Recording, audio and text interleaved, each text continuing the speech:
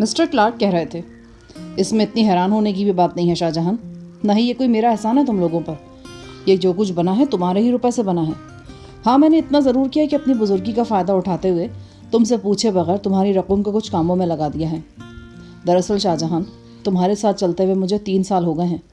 اس دوران میں تم نے میرے بارے میں کئی تجزیے کیے ہوں گے، اسی طرح میں نے بھی ایک تجزیہ کیا ہے، اور وہ یہ کہ تم ایک تعلیم یافتہ، بےحد باصلاحیت اور باہمت شخص ہو، لیکن جہاں تک کاروبار کا تعلق ہے تو تمہیں اس کی کوئی سوجھ بوجھ نہیں اور نہ ہی دلچسپی ہے۔ یہ اکنامکس کا اصول ہے کہ رقم کتنی بھی بڑی کیوں نہ ہو، اگر وہ حرکت میں نہیں رہے گی تو ختم ہوتی چلی جائے گی۔ اس کو ہم سرمایہ کی سرکولیشن بھی کہہ سکتے ہیں۔ اسی اصول کو سمجھتے ہوئے میں نے سب کچھ کیا ہے۔ میری کچھ سمجھ نہیں آ رہا جناب کہ میں آپ کی باتوں کے جواب میں کیا کہوں۔ چلو تم کچھ نہ کہو، بس سنتے رہو۔ مسٹر کلارک اٹھے۔ انہوں نے چابی لگا کر ایک دراز کھولی اور اس میں سے ایک لفافہ نکال کر مجھے دے دیا۔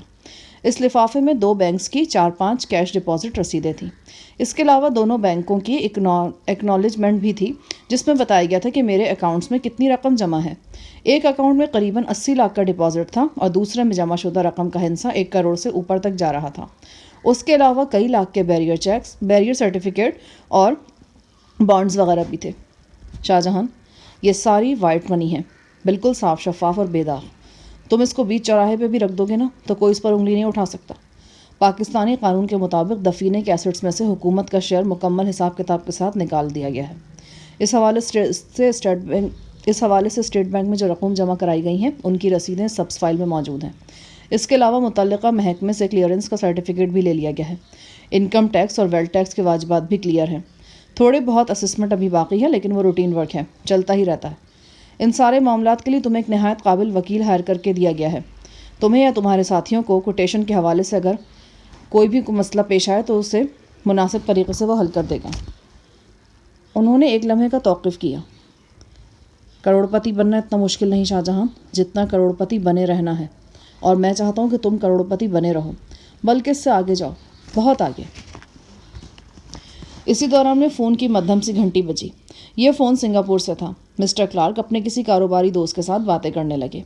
میرے ذہن میں آندھی سی چل رہی تھی۔ مجھے وہ نازک لمحہ یاد آ رہا تھا جو ابھی 1 گھنٹہ پہلے کرسٹی کے سوئٹ میں مجھ پر گزرا تھا۔ وہ ایک کڑی آزمائش کا لمحہ تھا۔ میں نے مسٹر کلارک کو بالکنی کے ساتھ والے کمرے میں دیکھ لیا تھا۔ وہ مجھ سے ملے بغیر جا رہے تھے۔ مسٹر کلارک پر میرا غیر متزلزل اعتماد ایک لمحے کے لیے، صرف ایک لمحے کے لیے ڈانو ڈول ہوا تھا، لیکن اگلے ہی لمحے میں نے اسے سنبھال لیا تھا۔ ہاں، وہ آزمائش کی کڑی تھی اور میں خوش تھا کہ میں اس آزمائش میں کامیاب رہا تھا۔ فون پر گفتگو ختم کر کے مسٹر کلارک پھر میری طرف متوجہ ہوئے۔ تمہارے نئے اکاؤنٹس کھلوانے کے لیے تمہارے دستخطوں کی ضرورت تھی، لہٰذا میں نے تمہارے انہی اکاؤنٹ سے کام چلایا جو پہلے سے موجود تھے۔ ان دونوں بینکوں کے مینیجر حضرات تم سے ملنے اور تمہارا شکریہ ادا کرنے کے لیے بے چین ہیں۔ یہ رات اپنے اندر میرے لیے واقعی بے پناہ حیرتیں سمیٹے ہوئے ہے۔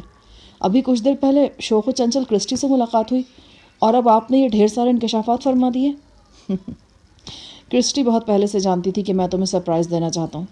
تمہارے ساتھ موریطانیہ سے پاکستان آنے کے بعد سے میں مسلسل یہیں پر ہوں۔ یہ اور بات ہے کہ بہت سے لوگوں کو اس بات کی خبر نہیں ہے۔ اس دوران میں صرف 2 دن کے لیے پاکستان سے باہر گیا تھا۔ پچھلے 3-4 روز سے میں یہیں اسی سوئٹ پہ موجود ہوں۔ ابھی کچھ دیر پہلے جب کرسٹی نے تمہاری آمد کی اطلاع دی مجھے تو مجھے جھٹکا سا لگا۔ میں اس وقت سوئٹ ہی کے ایک کمرے میں موجود تھا۔ میں نے فوراً لباس بدلا اور تمہیں خوش آمدید کہنے کے لیے نیچے جا گیا۔ اس کے بعد مسٹر کلارک نے مجھ سے اب تک کی صورتحال دریافت کی۔ میں نے انہیں سب کچھ تفصیل سے بتا دیا۔ تھانے سے اپنے فرار سے لے کر ساہی صاحب کی مسلم ٹاؤن والی پناہ گاہ تک میں نے سب کچھ مسٹر کلارک کی گوش گزار کر دیا۔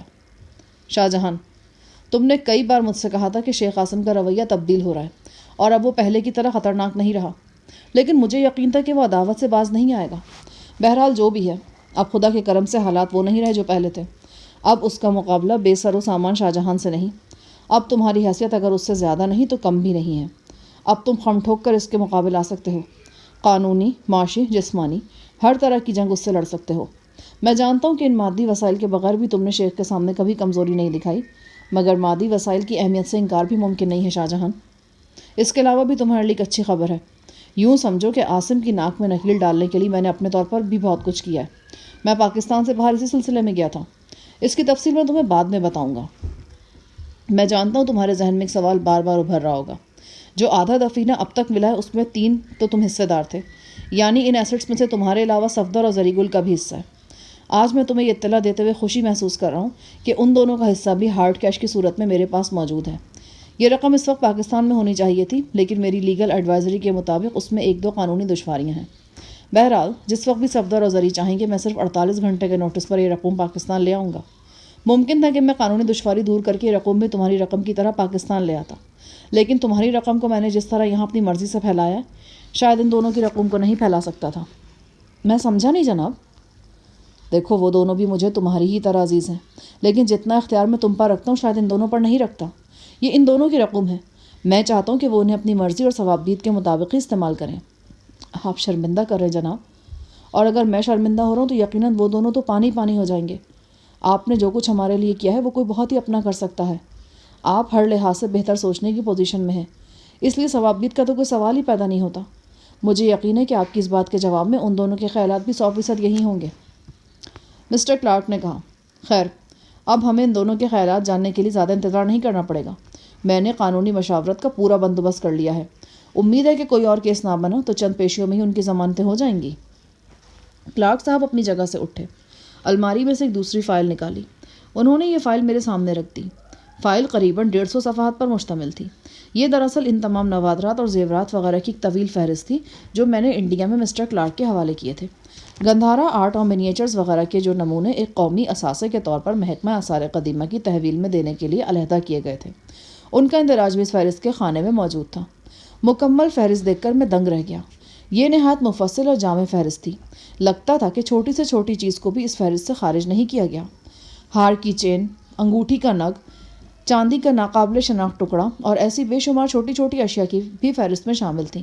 اس سے آگے درج تھا کہ یہ چیز کیسے بکی، یعنی آکشن میں، نمائش میں یا کسی دوسرے طریقے سے۔ اس سے آگے چیز کی قیمت فروخت و خریدار کا نام پتہ وغیرہ بھی درج تھا۔ میں نے چند صفحات پلٹنے کے بعد فائل بند کر دی۔ جناب، ابھی آپ نے خود ہی فرمایا کہ مجھے ان معاملات کی زیادہ سمجھ بوجھ نہیں ہے، لہٰذا بہتر ہے کہ فی الحال آپ کی ساری دستاویزات اپنے پاس ہی رکھیں۔ میرے خیال میں تو جناب ان دستاویزات کی کوئی ضرورت بھی نہیں تھی۔ دیکھو بھائی، حساب تو حساب ہوتا ہے، اور قریب ترین لوگوں میں بھی اس کا اہتمام ہونا چاہیے۔ مجھے بس پریشانی اس بات کی تھی کہ تم سے ملاقات میں تاخیر ہوتی چلی جا رہی تھی۔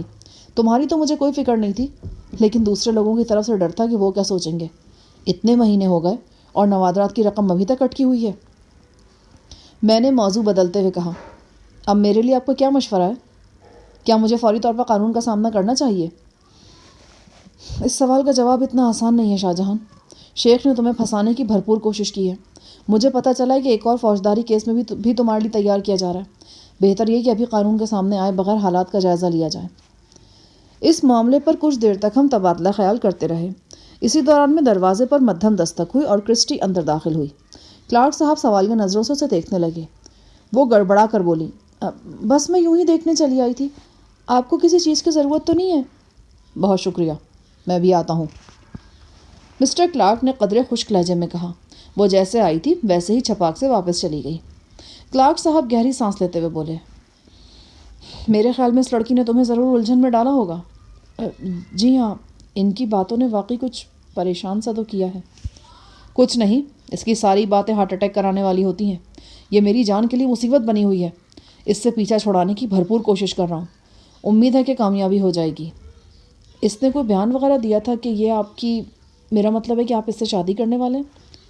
یہ اس سے بھی بڑے بڑے دعوے کر چکی ہے، لیکن اس میں کوئی حقیقت نہیں۔ در حقیقت یہ بےحد موڈی اور تصورات میں رہنے والی لڑکی ہے۔ مجھے اپنا آئیڈیل قرار دیتی ہے۔ میں اسے کئی مرتبہ سمجھا چکا ہوں کہ وہ بے شک مجھے آئیڈیل بنائے، لیکن اسی طرح جیسے اپنے سے کسی بڑے کو بنایا جاتا ہے۔ میں ہر لحاظ سے اس کا بزرگ ہوں، اور اگر اس کے ذہن میں میرے متعلق الٹی سیدھی بات ہے تو وہ نکال باہر کرے، کیونکہ جو کچھ وہ سوچ رہی ہے وہ کسی طور ممکن نہیں ہے۔ ایسے میں وہ خودکشی کی دھمکیاں دیتی ہے، اور ایک بار اس قسم کی حماقت کر بھی چکی ہے۔ تم جانتے ہی ہو شاہ جہان کہ میں نے شادی نہیں کی۔ میری شادی در حقیقت اپنے پروفیشن سے ہو چکی ہے، اور یقین کرو اس حوالے سے میں نے کبھی کوئی کمی محسوس نہیں کی۔ ممکن ہے لوگ میرے بارے میں مختلف انداز میں سوچتے ہوں، کچھ مجھے رنگین مزاج سمجھتے ہوں، کچھ میری غیر شادی شدہ زندگی پر ترس کھاتے ہوں، لیکن یہ حقیقت ہے شاہ جہان کہ عورت سے زندگی بھر دور رہنے کے باوجود مجھے کبھی عورت کی کمی محسوس نہیں ہوئی۔ میں اپنے آپ سے پوری طرح مطمئن ہوں۔ اس قسم کی لڑکیاں اس سے پہلے بھی مجھے ڈسٹرب کرتی رہی ہیں، مگر ان کو نظر انداز کرنے میں مجھے کوئی دشواری پیش نہیں آئی۔ کرسٹی میں خاص بات یہ ہے کہ یہ بڑی حد تک جنونی بھی ہے۔ تم نے ابھی اس کے بازو پر پٹی بندھی ہوئی دیکھی ہوگی، تمہیں پتہ ہے کہ یہ کیا ہے؟ اس کے بیان کے مطابق اس نے بھڑکیلے کپڑے پہن کر سرخی وغیرہ لگائی تھی جس پر آپ نے اسے مارا تھا؟ یہ ایسے ہی شوق یا جھوٹ بولتی رہتی ہے۔ دراصل پرسوں رات اس نے شراب پی اور پھر چاقو کی نوک سے اپنے بازو کے گوشت میں میرے اور اپنے نام کے پہلے حرف کندہ کیے۔ اس قسم کی حرکات اس کے لیے روزمرہ کا معمول ہے۔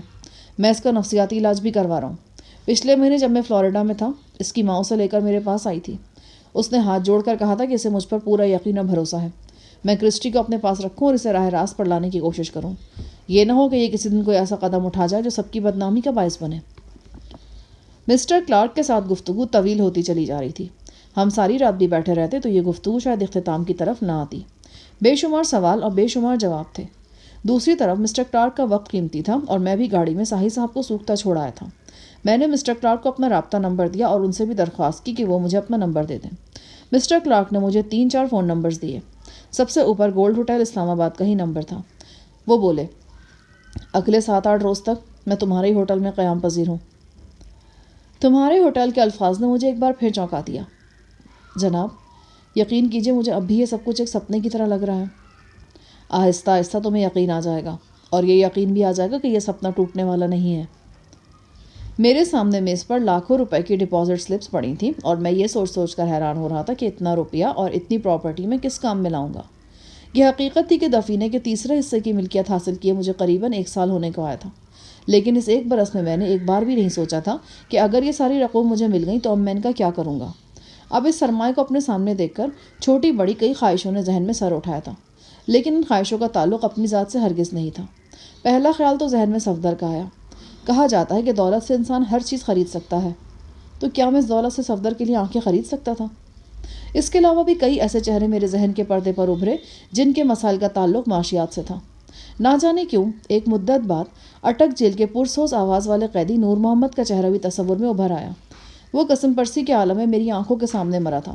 اتنا عرصہ گزرنے کے بعد بھی نور محمد اور اس کے لواحقین کا خیال میرے ذہن سے محو نہیں ہوا تھا۔ پھر ایک تازہ ترین چہرہ بھی میرے تصور میں ابھرا۔ یہ شاہدہ کی قریب المرگ شوہر کرم دین کا چہرہ تھا۔ اس وقت رات کے 3 بجے تھے جب میں مسٹر کلارک سے رخصت ہوا اور لفٹ کی طرف بڑھا تاکہ صاحب کو ان کے طویل انتظار سے نجات دلاؤں۔ جب میں 4 گھنٹے پہلے مسٹر کلارک کے پاس آیا تھا تو میرے پاس پرس میں کل 1100 روپے تھے، اور یہ روپے بھی صاحب نے زبردستی میری جیب میں رکھے تھے۔ اب واپس جاتے ہوئے میں کروڑ پتی تھا۔ میرے بینک اکاؤنٹس میں بھاری بھرکم رقوم جمع تھی۔ میں گولڈ ہوٹل کے سلسلے کا بلا شرکت غیر مالک تھا۔ یہ کوئی معمولی تبدیلی نہیں تھی۔ میں سبک رفتار بے آواز لفٹ سے اترا ہی تھا کہ مجھے صاحب کا چہرہ نظر آیا۔ وہ پریشانی کی کیفیت میں لفٹوں کی طرف ہی آ رہے تھے۔ مجھے دیکھ کر وہ ٹھٹکے اور رک گئے۔ خیریت تو ہے؟ میرے منہ سے بے اختیار نکلا۔ ویسے تو خیریت ہے، لیکن ایک بڑی مشکل صورتحال سامنے آئی ہے، انہوں نے عجلت سے کہا، پھر میرا ہاتھ پکڑتے ہوئے بولے، آؤ میرے ساتھ۔ ہم تیز قدموں سے پارکنگ لاٹ تک پہنچے۔ راستے میں انتظامیہ کے 2-3 افراد نے مجھے دیکھا اور بڑے ادب سے سلام کیا۔ صاحب اس وقت پریشانی میں تھے، ورنہ یہ ضرور پوچھتے کہ مجھے اس طرح کا پروٹوکول کیوں دیا جا رہا ہے۔ ہم آ کر گاڑی میں بیٹھ گئے۔ صاحب نے سانسیں درست کرتے ہوئے کہا، اس شخص کے ساتھ کوئی گڑبڑ ہو گئی ہے۔ کس شخص کے ساتھ؟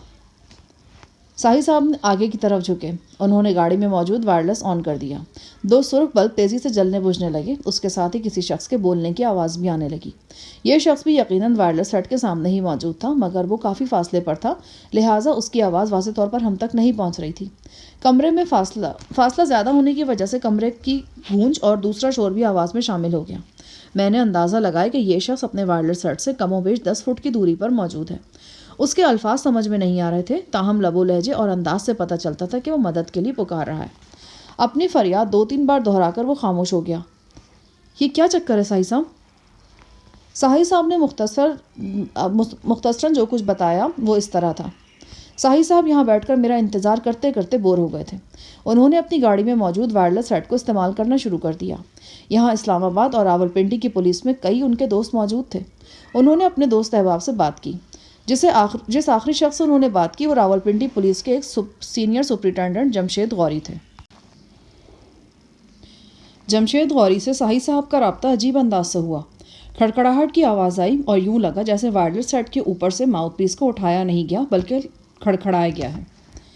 جمشید غوری کی آواز بھی کافی دور سے آ رہی تھی۔ انہوں نے جو کچھ کہا اس میں سے صرف ہیلپ می کے الفاظ صاحب نے واضح طور پر سنے تھے۔ یوں لگ رہا تھا جیسے کسی جرائم پیشہ شخص نے جمشید صاحب کے گھر میں داخل ہو کر انہیں کرسی وغیرہ سے باندھ رکھا ہے۔ یہی وجہ ہے کہ وائرلیس سیٹ کے قریب آ کر وہ بات نہیں کر پا رہے تھے۔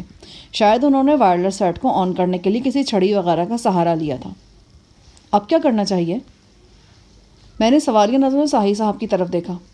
میرا خیال ہے کسی اور کو اس معاملے میں ملوث کرنے کے بجائے ہمیں خود اس کی مدد کو جانا چاہیے۔ اس کا گھر یہاں سے زیادہ دور بھی نہیں ہے۔ ٹھیک ہے، جیسا آپ مناسب سمجھیں۔ انہوں نے گاڑی سٹارٹ کی اور ہم بڑی تیزی سے بڑی سڑک پر آ گئے۔ قریباً 8-10 منٹ بعد ہم ایک بڑی کوٹھی کے سیاہ مین گیٹ پر کھڑے تھے۔ گیٹ کے ساتھ بنے ہوئے کیبن میں چوکیدار موجود تھا، مگر رات کے اس پہر وہ بھی نیند کے جھونکوں میں تھا۔ اس سرکاری سنتری کی سرکاری رائفل اس کے پاس ہی دیوار سے ٹکی ہوئی تھی۔ ہم نے آواز دے کر اسے جگایا۔ وہ ہڑبڑا کر اٹھا اور ہم پر سوالات کی بوچھاڑ کر دی۔ ساحل صاحب نے اسے اپنا کارڈ دکھایا تو اس نے کھٹاک سے سلیوٹ مارا اور ہمارے لیے گیٹ کے ساتھ بنا ہوا چھوٹا دروازہ کھول دیا۔ تمہارے صاحب کہاں ہیں؟ ساحل صاحب نے گرج کر پوچھا۔ وہ اندر ہی ہے جی۔ گھر کے باقی لوگ؟ وہ سب ایک شادی پہ گئے ہوئے ہیں، ابھی تک واپسی نہیں ہوئی۔ چلو ہمیں اپنے صاحب کے کمرے میں لے چلو۔ لیکن بات کیا ہے سر؟ سب خیریت تو ہے نا؟ خیریت نہیں ہے، تم اندر چلو۔ سنتری لرز گیا۔ رہی صحیح کسر یوں پوری ہو گئی کہ اس نے میرے ہاتھ میں ریوالور بھی دیکھ لیا تھا۔ وہ سمجھ گیا کہ اندر معاملہ خراب ہے۔ ہم ڈرائیو وے سے ہو کر پورچ میں پہنچے اور پھر اندرونی عمارت میں داخل ہو گئے۔ چاروں طرف مکمل خاموشی تھی۔ صاحب کا کمرہ کون سا ہے؟ میں نے سنتری سے پوچھا۔ اس نے سامنے ایک دروازے کی طرف اشارہ کیا۔ ساحل صاحب ذرا پیچھے رہے۔ میں ریوالور کا سیفٹی لاک ہٹا کر آگے بڑھا۔ دروازے کے ساتھ لگ کر سنگن لینے کی کوشش کی، لیکن اندر سے آواز نہیں آ رہی تھی، نہ چیخنے کی نہ بولنے کی۔ میں نے ہاتھ کی پشت سے دروازے پر مدھم دستک دی۔ اس دستک کے جواب میں بھی خاموشی ہی رہی۔ میرے اشارے پر سنتری نے اپنے صاحب کو 2-3 بار پکارا اور زور زور سے دستک دی۔ یہ کوشش بھی بیکار ثابت ہوئی۔ دروازے کو اندر سے چٹخانی لگائی گئی تھی۔ ساحل صاحب نے مشورہ دیا کہ دروازہ توڑ کر اندر گھس جانا چاہیے۔ میں نے پیچھے ہٹ کر کندھے کی ایک زوردار ضرب لگائی۔ چٹخانی اکھڑ گئی اور دروازہ کھل گیا۔ سامنے درمیانی عمر کا ایک صحت مند آدمی کرسی پر بیٹھا نظر آیا۔ اس کی اینک میز پر دھری تھی۔ وہ کرسی پر ہی ایک طرف کو جھک گیا تھا اور اس کی گردن ایک جانب ڈھلکی ہوئی تھی۔ اس سے تھوڑے ہی فاصلے پر ایک وائرلیس سیٹ موجود تھا۔ وائرلیس سیٹ آن تھا اور اس میں سے شور کی آواز ابھر رہی تھی۔ میں اور ساحل صاحب لپک کر کرسی کے پاس گئے۔ یقیناً یہی شخص ایس پی جمشید تھا۔ اس کے سینے کا زیر و بم بتا رہا تھا کہ وہ بے ہوش ہے۔ اس کے گلے سے خرر خرر کی مدھم آواز نکل رہی تھی۔ پیشانی پر پسینے کی بوندیں تھیں۔ میرے دل نے گواہی دی کہ اس شخص کو ہارٹ اٹیک ہوا ہے۔ جمشید، ساحل صاحب نے پکار کر کہا اور تیزی سے اس کی طرف بڑھے۔ ٹھہریے جناب۔ میں نے ہاتھ بڑھا کر انہیں روکا۔ وہ حیرت سے میرا چہرہ دیکھنے لگے۔ میں پورے کمرے کا جائزہ لے چکا تھا۔ مجھے 1-2 چیزیں الجھن میں مبتلا کر رہی تھیں۔ آپ نے ایک بات نوٹ کی ہے کہ ایس پی صاحب کرسی سے بندھے ہوئے نہیں ہیں؟ ہاں، بندھے ہوئے تو نہیں ہیں۔ تو پھر یہ اٹھ کر وائرلیس سیٹ تک کیوں نہیں گئے؟ دوری سے چیخ چیخ کر بات کرتے رہے۔ کیا انہیں اٹھ کر چلنے میں دشواری پیش آتی تھی؟ میرے ساتھ ساتھ ساحل صاحب بھی سوالیہ نظروں سے سنتری کی طرف دیکھنے لگے۔ نہیں جی، ایسی تو کوئی بات نہیں تھی، صاحب جی چل سکتے ہیں۔ لیکن یہ آپ ایسی باتیں کیوں کر رہے ہیں؟ آپ صاحب جی کو اٹھائیں یا پھر ڈاکٹر صاحب کو بلا لینا۔ یہ دل کے مریض ہیں، انہیں کچھ ہو نہ جائے۔ سنتری بےتابی سے آگے بڑھا تو میں نے باقاعدہ ہاتھ سے پکڑ کر اسے روک دیا۔ ساحل صاحب یہ دیکھیں، یہ ہے وہ وائپر جس کے دستے سے ایس پی صاحب نے کرسی پر بیٹھے بیٹھے وائرلیس سیٹ کو آن کیا اور پھر آپ تک اپنی آواز پہنچانے کی کوشش کی۔ لیکن سوال یہ کہ وہ خود کرسی سے کیوں نہیں اٹھتے جبکہ وہ اٹھ سکتے تھے؟ میرے سوال میں موجود پراسراریت نے ساحل صاحب کے ساتھ ساتھ سنتری کو بھی متاثر کیا۔ اس کی سفید سفید آنکھوں سے تحیر جھانکنے لگا۔ یہ بات تو صاف ظاہر تھی کہ ابھی کچھ دیر پہلے تک ایس پی صاحب بالکل ٹھیک تھے اور تندرست آواز میں مدد کے لیے پکار رہے تھے۔ اگر وہ ٹھیک ٹھاک تھے تو پھر اٹھ کر وائرلیس سیٹ کے قریب کیوں نہیں چلے گئے یا دروازہ کھول کر باہر کیوں نہیں نکل گئے؟ اس سے بھی اہم سوال یہ تھا کہ وہ کس کے خلاف مدد کے لیے پکار رہے تھے۔ بظاہر ایسے کوئی ثبوت نظر نہیں آیا تھا جس سے شک ہوتا کہ پچھلے 1-2 گھنٹوں میں کوئی اس عمارت کے اندر داخل ہوا ہے۔ ہمارے پاس وقت بہت کم تھا۔ جو شخص کرسی پر بیٹھا تھا وہ دل کے دورے کے زیر اثر تھا۔ اسے اسپتال پہنچائے جانے کی فوری ضرورت تھی، لیکن دوسری طرف میرا ذہن شدید الجھن میں گرفتار تھا۔ میرا دل گواہی دے رہا تھا کہ یہاں کوئی گڑبڑ ہے۔ اگر گڑبڑ نہیں تھی تو پھر یہ شخص آزاد ہونے کے باوجود اس کمرے سے نکل کیوں نہیں گیا تھا؟ تمہارے ذہن میں کیا چل رہا ہے شاہ جہاں؟ ہو سکتا ہے یہاں کوئی بابی ٹریپ ہو، ہم آگے بڑھیں اور کوئی نقصان ہو جائے۔ ساحل صاحب نے پرتشویش نظروں سے چاروں طرف دیکھا۔ بابی ٹریپ میں دھماکہ خیز مواد بڑی ہوشیاری سے نصب کیا جاتا ہے۔ دھماکہ خیز مواد کا تعلق کسی بھی چیز سے ہو سکتا ہے، مثلاً دروازہ کھولنے سے، قالین پر پاؤں رکھنے سے، ٹیلی فون اٹھانے سے، غرض کسی بھی ایسے عمل سے بلاسٹ ہو سکتا ہے۔ بظاہر تو ہمیں اپنے آس پاس کوئی ایسی شے دکھائی نہیں دے رہی تھی۔ سنتری کمرے سے باہر جا چکا تھا۔ چند سیکنڈ بعد وہ دوبارہ آیا۔ اس کے ساتھ ایک اور نوکر تھا اور اس کے علاوہ ایک لہیم شہیم نوجوان تھا۔ جیسا کہ بعد میں معلوم ہوا کہ یہ لہیم شہیم نوجوان کرسی پر بے ہوش پڑے ہوئے SSP جمشید کا بیٹا تھا۔ وہ ڈاکٹری کے 5ویں سال میں تھا۔ اپنے والد کو اس حالت میں دیکھ کر وہ ششدر رہ گیا۔ وہ تیزی سے باپ کی طرف بڑھا۔ میں نے اسے روکنے کی کوشش کی تو ایک لمحے میں اس کا چہرہ لال بھبوکا ہو گیا۔ پیچھے ہٹو، انہیں دل کا دورہ پڑا ہے۔ وہ مجھے دھکیلتے ہوئے آگے بڑھ گیا۔ پاپا پاپا! اس نے 2-3 بار والد کو جھنجھوڑا اور نوکر کے ساتھ مل کر اسے اٹھانا چاہا۔ ایک سماج شکن دھماکہ ہوا۔ مجھے جیسے کسی نے اٹھا کر دروازے سے باہر پھینک دیا تھا۔ ساہی صاحب پہلے ہی دروازے سے باہر تھے۔ وہ بھی لڑک کر پشت کے بل گر گئے تھے۔ چند ساتھ کے لیے تو کچھ سمجھ نہیں آیا۔ ہر طرف دھواں پھیل گیا۔ میں نے سر کو زور زور سے جھٹک کر حواس بحال کیے۔ کھڑکی کا ایک پٹ ٹوٹ کر برآمدے میں جا گرا تھا۔ اس پٹ کے پاس ہی ایک کٹا ہوا انسانی ہاتھ پڑا تھا۔ فطری رد عمل کے تحت میں نے خود کو ٹٹولا۔ میں صحیح سالم تھا۔ ایک بازو اور ایک ٹانگ پر بس ہلکی سی جلن ہو رہی تھی۔ میں نے لپک کر ساہی صاحب کو اٹھایا۔ وہ چونکہ کمرے سے باہر تھے اس لیے محفوظ رہے۔ میں نے اپنی پنڈلی سے پتلون سرکائی۔ کوئی بڑا زخم نہیں تھا۔ کچھ بارودی ریزے اڑ کر لگے تھے جس کی وجہ سے خون رسنے لگا تھا۔ کمرے کے اندر کوئی مسلسل چیختا چلا جا رہا تھا۔ یہ وہ سنتری تھا جو SSP کے بیٹے کو لے کر آیا تھا۔ اس کا ایک ہاتھ کلائی پر سے صاف اڑ چکا تھا۔ اس نے دوسرے ہاتھ سے اپنی خون اگلتی کلائی تھام رکھی تھی۔ SSP کا جوان بیٹا کمرے کے عین درمیان اس حالت میں پڑا تھا کہ اس کی کھوپڑی اڑ چکی تھی اور پیٹ پھٹا ہوا تھا۔ جس کرسی پر SSP جمشید بیٹھا تھا وہ ناپید ہو گئی تھی اور اس کے ساتھ ہی SSP بھی۔ مجھے اس کے بالائی دھڑ کا کچھ حصہ نظر آیا۔ یہ دھڑ وائرلیس سیٹ کے عین اوپر پڑا تھا اور اس میں سے دھواں نکل رہا تھا۔ یہی وقت تھا جب کوٹھی سے باہر ایمبولینس گاڑی کا سائرن سنائی دینے لگا۔ جیسا کہ بعد میں معلوم ہوا کہ SSP کے بیٹے نے یہاں کمرے میں آنے سے پہلے قریبی کلینک میں ایمبولینس کے لیے فون کر دیا تھا۔ ساہی صاحب نے مجھ سے کہا، تم یہاں سے نکل جاؤ، بس یہ ریل کے ذریعے لاہور پہنچ جاؤ، میں بعد میں آ جاؤں گا۔ انہوں نے پرس سے کچھ نقدی نکال کر مجھے دینی چاہیے۔ جناب، جو 1100 روپیہ آپ نے لاہور میں دیا تھا وہ میرے پاس ہے۔ بس ٹھیک ہے، تم لاہور پہنچو فوراً۔ اگلے روز دوپہر 11 بجے میں واپس مسلم ٹاؤن کی اسی کوٹھی میں پہنچ گیا جو ساہی صاحب کے بقول میری محفوظ ترین پناہ گاہ تھی۔ میرے ذہن میں کھلبلی مچی ہوئی تھی۔ Senior superintendent police Jamshed Ghori کو اس کے بیٹے ڈاکٹر بیٹے سمیت دھماکے سے اڑا دیا گیا تھا۔ جمشید غوری کا ایک ملازم شدید زخمی ہوا تھا۔ اس حوالے سے اخباروں میں بھی چیختی چنگھاڑتی سرخیاں موجود تھیں۔ میری نگاہوں میں بار بار وہ منظر گھوم رہا تھا جب ساہی صاحب اپنے دوست جمشید کو کرسی سے اٹھانے کے لیے اس کی طرف لپکنا چاہ رہے تھے۔ میں نے انہیں بمشکل روکا تھا۔ اگر میں نہ روکتا تو شاید آج کے اخبار میں ان کی خبر بھی موجود ہوتی اور ممکن تھا کہ میری بھی ہوتی۔ اخباروں نے پولیس ذرائع کے حوالے سے جو کچھ بتایا وہ چشم کشا تھا۔ اب یہ بات واضح ہو گئی تھی کہ جمشید مرحوم کرسی سے کیوں نہیں اٹھ سکے تھے۔ جس طاقتور بم نے SSP کی جان لی وہ ان کی کرسی کے فوم کے نیچے موجود تھا۔ 3 کلو وزنی اس بم کا میکینزم بارودی سرنگ سے ملتا جلتا تھا۔ یہ میکینزم وزن ڈالنے سے حرکت میں آتا ہے۔ جب وزن پڑتا ہے تو ایک سوئچ دب جاتا ہے۔ جب تک وزن پڑا رہتا ہے سوئچ دبا رہتا ہے۔ جب وزن ہٹتا ہے تو سوئچ اپنی اصلی حالت میں واپس آ جاتا ہے اور اس وقت دھماکہ خیز مواد یعنی TNT بلاسٹ ہو جاتا ہے۔ جمشید کو کافی دنوں سے گمنام دھمکیاں مل رہی تھیں۔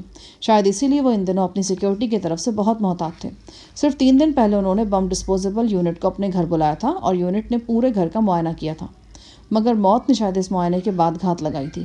اندازہ کیا جا سکتا تھا کہ اپنی موت کے پہلے 15-20 منٹ جمشید غوری نے کتنی اذیت میں گزارے ہوں گے۔ جب وہ کرسی پر بیٹھے ہوں گے تو انہیں فوراً اندازہ ہو گیا ہوگا کہ نشست کے نیچے کیا ہوا ہے۔ وہ اسلحہ شناس تھے۔ نشست کے نیچے پلیٹ نما بم کا سوئچ دبنے کی آواز انہوں نے سن لی ہوگی۔ جب انہوں نے یہ آواز سن لی ہوگی تو پھر انہیں پورا یقین ہو گیا ہوگا کہ اب وہ اس کرسی سے اٹھ نہیں سکتے، اور اگر اٹھیں گے تو سینکڑوں ٹکڑوں میں تبدیل ہو جائیں گے۔ انہوں نے وائرلیس سیٹ بھی وائپر کی مدد سے آن کیا تھا۔ وہ ساہی صاحب کو مدد کے لیے وائرلیس پر پکارتے رہے تھے اور پھر شدید تناؤ کی کیفیت میں انہیں ہارٹ اٹیک ہو گیا تھا۔ وہ کرسی کے اوپر ہی ڈھیر ہو گئے تھے۔ الیکشن کے دن قریب آ رہے تھے۔ حالات کو دیکھتے ہوئے اندازہ ہوتا تھا کہ کچھ لوگ پرامن حالات کو دھرم برہم کرنے کی کوشش میں لگے ہوئے ہیں۔ اخبار میں روزانہ ہی کوئی نہ کوئی ایسی خبر موجود ہوتی جس سے بدامنی اور افراتفری کا تاثر ملتا تھا۔ شام کے بعد ساہی صاحب بھی پنڈی سے واپس آ گئے۔ SSP صاحب کے ساتھ ہونے والے ہولناک واقعے نے ساہی صاحب کو ملول کر رکھا تھا۔ وہ نڈھال لہجے میں بولے، جب لوگ پولیس کو تنقید کا نشانہ بناتے ہیں تو ساری کی ساری پولیس کو بد کردار اور کرپٹ کہہ دیتے ہیں، حالانکہ ہر محکمے کی طرح اس محکمے میں بھی اچھے برے لوگ موجود ہیں۔ اچھے لوگوں کی ایک مثال جمشید بھی تھا۔ ہم دونوں میں کافی دیر تک جمشید غوری مرحوم کے حوالے سے بات چیت ہوتی رہی۔ اس دوران میں کافی وغیرہ پی کر ساہی صاحب قدرے پرسکون ہو چکے تھے۔ وہ مسٹر جی کلارک سے میری ملاقات کا احوال جاننے کے لیے بےتاب تھے۔ ابھی تک انہیں ٹھیک سے یہ بھی معلوم نہیں تھا کہ مسٹر کلارک سے میری ملاقات ہو بھی پائی ہے یا نہیں۔ میں نے انہیں شروع سے آخر تک سب کچھ تفصیل سے بتایا۔ ساحل صاحب سنتے رہے۔ جو میری بات آگے بڑھتی گئی ان کی حیرت میں اضافہ ہوتا گیا۔ میں نے انہیں اپنے اکاؤنٹس کی وہ ڈپازٹ سلپس دکھائی جن پر لاکھوں روپے میرے نام سے جمع کرائے گئے تھے۔ میں نے انہیں حصص اور بیریئر سرٹیفکیٹ وغیرہ کی تفصیلات بتائیں، پھر گولڈ ہوٹلز کے سلسلے کے بارے میں معلومات دیں۔ ساحل صاحب خوش اور مطمئن نظر آنے لگے اور ساتھ ساتھ وہ حیران بھی تھے۔ شاہ جہان، شاید تمہیں میری کچھ باتیں بری لگی ہوں۔ میرا خیال ہے مجھے مسٹر جی کلارک کے بارے میں اس انداز سے بات نہیں کرنی چاہیے تھی۔ نہیں ساحل صاحب، آپ نے وہی کچھ کیا جو آپ کو کہنا چاہیے تھا۔ آپ اپنی جگہ بالکل ٹھیک تھے۔ دوسری طرف مسٹر کلارک بھی ٹھیک تھے۔ دراصل وہ مجھے سرپرائز دینا چاہتے تھے۔ انہیں بہتر موقع نہیں مل رہا تھا اور موقع کی تلاش میں تاخیر ہوتی جا رہی تھی۔ صفدر اور تمہارے پٹھان دوست زری گل کے شہر کا کیا بنا؟ ان کا حصہ مسٹر کلارک کے پاس ہارڈ کیش کی شکل میں موجود ہے۔ ہم جب بھی چاہیں گے مسٹر کلارک کو رقم پاکستان میں لے آئیں گے۔ تمہارے بارے میں مسٹر کلارک کی کیا رائے ہے؟ کیا تمہیں خود پر قائم مقدمات کا سامنا کرنے کے لیے قانون کے سامنے پیش ہونا چاہیے؟ جناب، میں نے اس بارے میں مسٹر کلارک سے بات کی ہے۔ ان کی رائے آپ کی رائے سے ملتی ہے۔ ان کا کہنا ہے کہ شیخ فی الوقت میرے خلاف بڑا سرگرم ہے۔ ابھی وہ مجھ پر ایک اور فوجداری مقدمہ بھی بنوا رہا ہے۔ بہتر یہی کہ کچھ دن تک میں روپوش ہی رہوں۔ ساحل صاحب اپنے لیے کافی کا نیا کپ بنانے لگے۔ میں نے سگریٹ سلگایا۔ اچانک مجھے ایک بار پھر وہی عجیب و غریب احساس ہوا جو پچھلے 2-3 روز سے گاہے بگاہے ہو رہا تھا۔ یہ احساس خود کو دیکھے جانے کا تھا۔ یوں لگا جیسے کہیں 2 آنکھیں مجھے جھانک رہی ہیں۔ میں بے قرار ہو کر دائیں بائیں دیکھنے لگا۔ کیا دیکھ رہے ہو؟ ایک سوال پوچھنا چاہتا ہوں آپ سے۔ تو اس میں اجازت دینے کی کیا بات ہے؟ یہاں آپ کے علاوہ اور کون کون موجود ہے؟ بس میں ہوں، ایک چوکیدار ہے، ایک خانسامہ اور ایک گھریلو ملازمہ۔ ان تینوں کو تم نے دیکھا ہے، لیکن تم کی بات کیوں پوچھ رہے ہو؟ یوں ہی مجھے ایسا لگ رہا ہے جیسے یہاں کوئی اور بھی موجود ہے۔ ساحل صاحب کے ہونٹوں پر ہلکی سی مسکراہٹ آ گئی۔ تمہاری چھٹی حص ویسے خاصی تیز ہے۔ میں سمجھا نہیں۔ مسٹر جی کلارک نے تمہیں ایک بڑا سرپرائز دیا ہے، لیکن ایک چھوٹا سرپرائز تمہارے لیے میرے پاس بھی موجود ہے۔ اس کا مطلب ہے کہ میرا اندازہ درست تھا۔ مجھے ایسا لگ رہا ہے جیسے یہاں کوئی خاموشی سے مجھے دیکھ رہا ہے۔ دیکھ رہا نہیں، دیکھ رہی ہے۔ ساحل صاحب پھر مسکرائے۔ اس کے ساتھ ہی انہوں نے اپنے ملازم دلدار کو آواز دی۔ دلدار آیا تو ساحل صاحب نے معنی خیز انداز میں کہا، جاؤ اسے لے آؤ۔ دلدار حسین اس بات میں سر ہلاتا ہوا چلا گیا۔ چند لمحے بعد میں نے اپنے سامنے ایک لمبی تڑنگی لڑکی کو دیکھا اور دنگ رہ گیا۔ یہ واقعی سرپرائز تھا۔ میں سوچ بھی نہیں سکتا تھا کہ اس مقام پر اس لڑکی سے اس طرح ملاقات ہو سکتی ہے۔ یہ ناشا تھی، زری کی بیوی گلسوم کی بڑی بہن۔ گلگت سے آگے وادی موت کے بھولے بسرے مناظر میری نگاہوں میں گھوم گئے۔ اس وادی میں یہ لڑکی شعلے کی طرح لپکتی تھی اور بجلی کی طرح کڑکتی تھی۔ اس آزاد منشیہ لڑکی کا ایک ایک انداز ہمارے ذہنوں میں نقش ہو چکا تھا۔ مجھے یاد ہے کہ وادی موت میں صفدر اور زری نے مشترکہ طور پر ناشا کو جنگلی گھوڑی کا خطاب دیا تھا۔ آج وہ جنگلی گھوڑی ہی کی طرح کڑیل اور خودسر نظر آتی تھی۔ آج بھی وہ تقریباً ویسے ہی لباس میں تھی جو وہ وادی میں پہنتی تھی۔ ایک پتلون نما پاجامہ تھا جو اس کے ٹخنوں سے 1 فٹ اوپر ہی ختم ہو جاتا تھا۔ ایک ڈھیلا ڈھالا لبادہ تھا جسے شرٹ بھی کہا جا سکتا تھا اور کرتا بھی۔ اس کے بال قبائلی انداز میں مینڈیوں کی شکل میں بندھے ہوئے تھے۔ ناشا بھی حیران نظروں سے مجھے دیکھ رہی تھی۔ میں ریڈی میڈ میک اپ میں تھا، لہٰذا وہ مجھے پہچان نہیں پائی تھی، بس گھورتی چلی جا رہی تھی۔ میں نے ساحل صاحب کی ہدایت پر ناشا کو اپنی اصلی آواز میں مخاطب کیا اور بتایا کہ میں ہی شاہ جہان ہوں۔ کافی تردد کے بعد وہ صورتحال کو سمجھ پائی۔ وہ اردو یا پشتو نہیں جانتی تھی، لیکن جن دنوں ہم وادی میں سے واپس آ رہے تھے تو وہ تھوڑی تھوڑی پشتو بولنے لگی تھی۔ زری کے ساتھ رہ کر میں بھی پشتو بول لیتا تھا۔ ویسے زری سے پہلے بھی پشتو سے میں ناواقف نہیں تھا۔ ناشا میری طرف بڑھی اور اس نے ٹوٹی پھوٹی پشتو میں کہا، میں تمہیں یہاں دیکھ کر سخت حیران ہوئی ہوں۔ میرا بھی کچھ یہی حال ہے۔ دیکھو، میں تم لوگوں سے ملنے کتنی دور سے اور کتنی مشکلوں سے چل کر یہاں آئی، اور تم لوگوں نے میرے ساتھ کیا سلوک کیا۔ کیوں؟ کیا ہوا؟ اچھا چھوڑو ان باتوں کو، مجھے بتاؤ تم لوگ مجھے گلسم سے کیوں نہیں ملاتے ہو؟ دیکھو، پریشان ہونے کی ضرورت نہیں ہے، میں آ گیا ہوں، سب کچھ ٹھیک ہو جائے گا۔ میں نے تم لوگوں کا بہت لحاظ کیا ہے، ورنہ تم مجھے بڑی اچھی طرح جانتے ہو۔ بالکل جانتا ہوں میں تمہیں۔ میں نے تیزی سے سر ہلایا۔ مجھے اندیشہ تھا کہ اگر میں نے سر ہلانے میں دیر کی تو کہیں وہ بھڑک ہی نہ جائے۔ اس کی ہنگامہ خیزی اور شعلہ مزاجی سے میں اچھی طرح واقف تھا۔ ساحل صاحب کے کہنے پر وہ صوفے پر بیٹھ گئی۔ وہ صوفے پر بھی اس طرح بیٹھی تھی جیسے کسی درخت کی شاخ پر بیٹھی ہو۔ اس کے ہر انداز سے جنگلی پن نمایاں تھا۔ میں نے ساحل صاحب سے پوچھا، جناب، یہ قیامت اب کہاں سے ڈھونڈ لائے؟ ڈھونڈی تو نہیں گئی، سمجھو پیچھے پڑ گئی ہے۔ کوئی 2 مہینے پہلے کی بات ہے۔ لاہور ریلوے اسٹیشن پر خیبر میل کے ساتھ یہ قیامت یہاں پہنچی تھی۔ اسٹیشن سے باہر یہ منہ اٹھا کر پھر رہی تھی۔ ایک بس ڈرائیور نے اسے ورغلانے کی کوشش کی تو اس نے اپنی چادر اتار کر ایک طرف پھینکی اور بس ڈرائیور کو کنڈکٹر سمیت بری طرح پھینٹ دیا۔ دونوں دم دبا کر بھاگ گئے۔ اس کا حلیہ عجیب و غریب تھا۔ قریباً یہی حلیہ تھا جو اب نظر آ رہا ہے۔ اس کے ارد گرد لوگ اکٹھے ہو گئے اور تماشا لگ گیا۔ اس دوران میں گشتی پولیس والوں نے اسے اپنی گاڑی میں بٹھایا اور تھانے لے آئے۔ خوش قسمتی سے میں نے اسے تھانے میں دیکھ لیا۔ اس کی شکل گلسوم سے ملتی ہے، اس لیے مجھے کچھ جانی پہچانی لگ رہی تھی۔ جب اس نے پشتوں میں بار بار تمہارا اور زری گل کا نام لینا شروع کیا تو میرے لیے شک کی کوئی گنجائش نہیں رہی۔ میں اسے گھر لے آیا۔ اس وقت تک تم لوگ پاکستان نہیں پہنچے تھے۔ یہ مسلسل گلسوم اور زری سے ملنے کی ضد کر رہی تھی۔ میں نے اسے بڑی مشکل سے سمجھایا کہ فی الوقت وہ دونوں پاکستان میں نہیں ہیں۔ میں بہت جلد اس کی ملاقات ان دونوں سے کروا دوں گا۔ لیکن یہ اتنی دور سے یہاں تک پہنچی کیسے؟ اس بارے میں تمہیں خود ہی بتائے گی، پوچھو اس سے۔ میں نے ناشا سے پوچھا تو وہ اپنے مخصوص اکھڑ لہجے میں بولی، تم کو اندازہ نہیں ہے کہ میں کتنا لمبا سفر کر کے کتنی مشکلوں سے میں یہاں تک پہنچی ہوں۔ تم کو پتہ ہی ہے کہ وادی سے باہر آنا کتنا مشکل کام ہے۔ وادی سے باہر آنے کے لیے جو پاپڑ بیلنا پڑتا ہے ان کا کچھ مجھے ہی پتہ ہے۔ ایک بلتستانی میرا امراض تھا، میں اس کے ساتھ گلگت پہنچی تھی۔ وہاں سے ایک ہفتے کے سفر کے بعد ہم ایک بہت بڑے شہر، وہ پشاور کو کہہ رہی تھی، ہم ایک بہت بڑے شہر پہنچے۔ یہاں ہم 4-5 دن رہے، پھر اس سواری پر بیٹھے جسے تم لوگ ریل کہتے ہو۔ اس ریل کے اندر اس بلتستانی نے میرے ساتھ دھوکہ کیا۔ میرے پاس 4-5 قیمتی پتھر اور سونے کا گہنا تھا۔ وہ حرامی یہ سب چیزیں لے کر رفو چکر ہو گیا۔ جب میں اس شہر میں اتری تو میں بالکل بے آسرا تھی۔ مجھے کچھ نہیں پتا تھا کہ اپنی پیاری بہن کو میں نے کس طرح تلاش کرنا ہے، اور پھر یہ شخص مجھے اپنے گھر لے آیا۔ ناشا نے بڑی بے پرواہی سے ساحل صاحب کی طرف اشارہ کیا۔ یہ بہت بڑے آفیسر ہیں، جس طرح تمہاری وادی میں ہزاری سردار ہوتا ہے نا، سمجھو یہ بھی سردار ہیں۔ اگر یہ نہ ہوتے تو یہاں تمہیں بڑی مشکل ہو سکتی تھی۔ تم یہاں کے لوگوں کو جانتی نہیں ہو۔ وہ لاپرواہی سے بولی، میں سب جانتی ہوں۔ سارا مرد ایک سا ہوتا ہے، ندیدہ، بھوکا اور موقع تاڑنے والا۔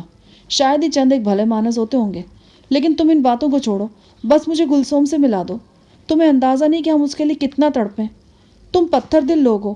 شاید تم نے ایک بار بھی نہیں سوچا ہوگا کہ گلسوم کے کچھ پرانے رشتہ دار بھی ہیں جو اسے یاد کرتے ہوں گے۔ ناشا، تم یہ سب کچھ اس لیے کہہ رہی ہو کہ تمہیں پتہ نہیں ہے کہ یہاں ہم پر کیا بیتی ہے۔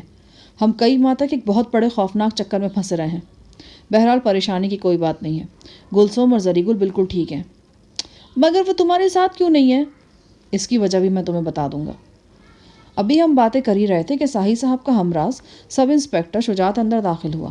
اس نے ساحل صاحب سے درخواست کی کہ وہ ان سے علیحدگی میں بات کرنا چاہتا ہے۔ ساحل صاحب اٹھ کر اس کے ساتھ چلے گئے۔ اسی روز رات کو میں نے وہ فون نمبرز نکالے جو مسٹر کلارک نے مجھے رابطے کے لیے دیے تھے۔ میں نے ایک نمبر ڈائل کیا۔ یہ اسلام آباد کا نمبر تھا۔ چند لمحے بعد ایک شیریں نسوانی آواز کانوں میں پڑی، ہیلو، گولڈ ہوٹل۔ ذہن کو جھٹکا سا لگا۔ سچی بات ہے، ابھی تک یقین نہیں آ رہا تھا کہ میں ہی گولڈ ہوٹلز کا مالک ہوں۔ Suite number 108 please. Hold on sir. گھنٹی بجی اور کرسٹی کی مخمور آواز سنائی دی، ہیلو، کرسٹی اسپیکنگ۔ میں نے اپنا تعارف کرایا اور کرسٹی سے کہا کہ مسٹر کلارک سے میں بات کرنا چاہتا ہوں۔ کرسٹی نے پہلے 4-5 منٹ خود بات کی۔ اس گفتگو کا خلاصہ یہ تھا کہ مسٹر کلارک آج کل کرسٹی پر بہت مہربان ہیں، اس کے لیے نتنا تحائف لے کے آ رہے ہیں۔ خوشی کی بات ہے کہ مسٹر کلارک اب اس کے لیے بڑوں والے تحفے لاتے ہیں، یعنی اب انہوں نے اسے بچہ سمجھنا چھوڑ دیا ہے، بلکہ یہ بھی ممکن ہے کہ اگلے ویکینڈ پر ان دونوں کی شادی ہو جائے۔ میں خاموشی سے سب کچھ سنتا رہا۔ میں جانتا تھا کہ اس میں سے 99% باتیں جھوٹی ہیں۔ خدا خدا کر کے کلارک صاحب کی آواز سنائی دی۔ میں نے انہیں اپنی خیر خیریت سے آگاہ کیا۔ مسٹر کلارک نے مجھے خوشخبری سنائی کہ پرسوں زری گل کی ضمانت ہو جائے گی۔ وہ صفدر کے حوالے سے بھی بڑے پر امید تھے۔ گفتگو کے دوران میں مسٹر کلارک نے اس خوفناک دھماکے کا ذکر بھی کیا جس میں جمشید غوری اور اس کا بیٹا جاں بحق ہو گئے تھے۔ میں نے مسٹر کلارک کو بتا کر یہ حیران کر دیا کہ میں اس واقعے کا چشمدید گواہ ہوں۔ فون پر تفصیل تو نہیں بتائی جا سکتی تھی، تاہم مسٹر کلارک سمجھ گئے کہ میں نے اور ساحل صاحب نے کل رات اس واقعے کو بہت قریب سے دیکھا ہے۔ میں نے مسٹر کلارک کو وادی موت کے حیرتناک کردار ناشا کی آمد سے بھی آگاہ کیا اور انہیں بتایا کہ ناشا اپنی بہن گلسوم اور زری سے ملنے کے لیے بے قرار ہے۔ اگلے روز ایک عجیب واقعہ رونما ہوا۔ صبح 10 بجے کے لگ بھگ ساحل صاحب نے مجھے اطلاع دی کہ ناشا اپنے کمرے میں نہیں ہے۔ وہ پریشان نظر آ رہے تھے۔ چوکیدار سے کہنے لگے، میں نے تو گھر میں ہر جگہ دیکھ لیا ہے، چوکیدار خانسامہ اور گھریلو ملازمہ سے بھی پوچھ لیا ہے۔ کیا اس سے پہلے بھی وہ اس طرح کہیں گئی ہے؟ بس 3-4 ہفتے پہلے ایک بار ایسا ہوا تھا۔ وہ میری غیر موجودگی میں چوکیدار سے لڑ جھگڑ کر باہر نکل گئی تھی۔ بازار میں پہنچی تو اس کا عجیب و غریب حلیہ دیکھ کر لوگ اس کے گرد اکٹھے ہو گئے تھے۔ یہ لوگوں سے جان چھڑا کر بڑی مشکل سے گھر لوٹی تھی۔ میں نے اسے ڈانٹا تھا اور چوکیدار کو مترجم بنا کر اسے کہا تھا کہ میری اجازت کے بغیر باہر نہ نکلے۔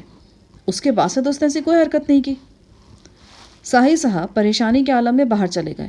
شجاعت بھی ان کے ساتھ تھا۔ یقیناً وہ ناشا کی تلاش میں ہی نکلے تھے۔ صورتحال واقعی تشویشناک تھی۔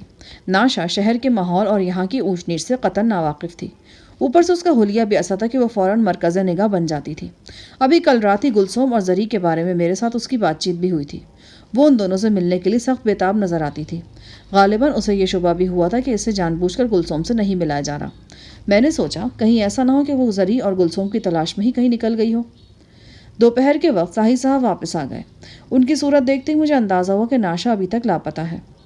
ساحل صاحب نے بتایا، تھوڑا سا اشارہ تو ملا ہے۔ یہاں پاس ہی منی مارکیٹ ہے۔ مارکیٹ کی دکاندار نے کل رات 11 بجے کے لگ بھگ ایک لمبے قد کی لڑکی کو بڑی تیزی سے ایک بس میں سوار ہوتے دیکھا ہے۔ اس نے اپنے جسم کے گرد چادر لپیٹ رکھی تھی۔ توجہ کی بات یہ تھی کہ وہ لڑکی بس کے پچھلے حصے میں سوار ہوئی جو مردوں کے لیے مخصوص ہوتا ہے۔ شجاعت اسی سلسلے میں پوچھ تاچھ کر رہا ہے۔ 10-12 بسیں اس روٹ پر چلتی ہیں۔ ان کے کنڈکٹروں اور ڈرائیوروں وغیرہ سے رابطہ کیا جا رہا ہے۔ یہ تو بڑی گڑبڑ ہو گئی ہے جناب۔ ہاں شاہ جہان، مجھے کئی دن سے خطرہ محسوس ہو رہا تھا کہ کہیں ناشا پھر کوئی الٹی سیدھی حرکت نہ کر جائے۔ میں نے چوکیدار کو خاص طور سے ہدایت کر رکھی تھی کہ 10 بجے کے بعد وہ رات کو بہت چوکس رہا کرے، کیونکہ اس وقت خانسامہ رشید سونے کے لیے چلا جاتا ہے۔ کل رات بھی چوکیدار گیٹ پر چوکس تھا۔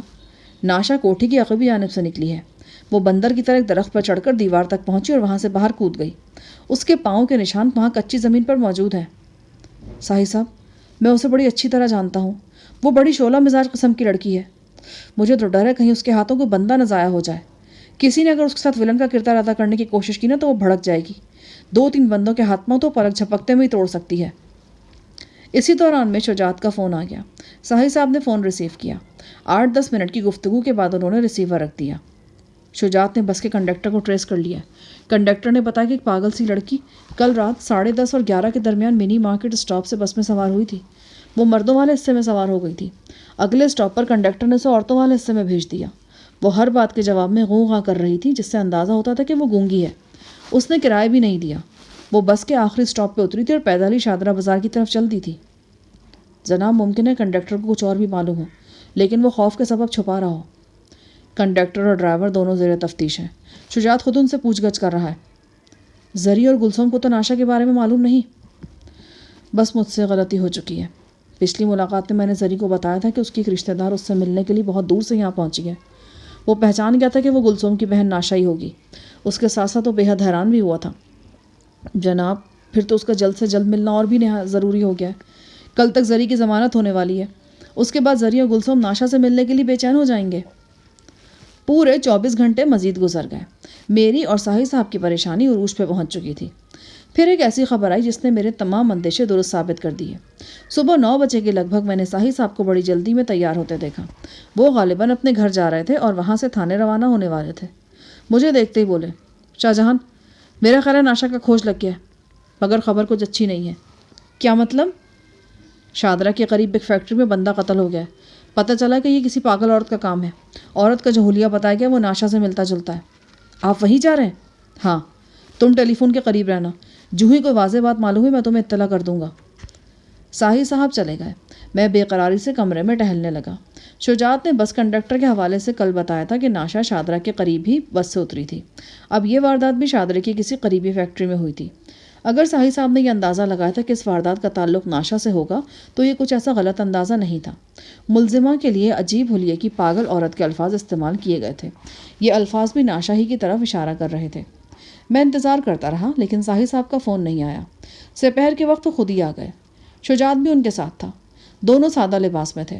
حسب معمول ساحل صاحب میری اس پناہ گاہ میں ایک پرائیویٹ گاڑی کے ذریعے آئے تھے۔